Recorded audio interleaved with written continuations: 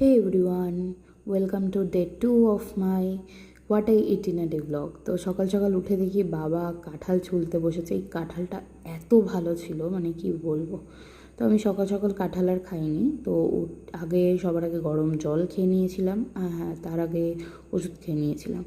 তো জল টল খেয়ে তারপর মা দিয়ে দিল ব্রেকফাস্ট। এটা ছিল ডালি আর খিচুড়ি, সবজি টবজি দিয়ে, হেলদি একটা অপশান, খুব ভালো খেতে। দেন ডাইরেক্ট চলে এলাম দুপুরে, খেয়েছি মাছ, খারকোল পাতা বাটা, তারপর ওই আলু উচ্ছে সিদ্ধ, আর হচ্ছে কাঁকরোল ভাজা। ডাল ছিল বাট ডালটা নিইনি, কেন যে মিস করে গেছি। দেন আমি খেয়ে দিয়ে উঠে বানিয়েছিলাম একটু জাম মাখা।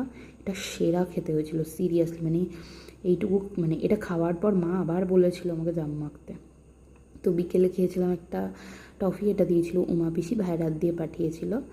দেন মা বলল সব শশা কটা কাটতে, তো শশা কটা কেটে মা আমি ভাই সব শশা খাচ্ছিলাম।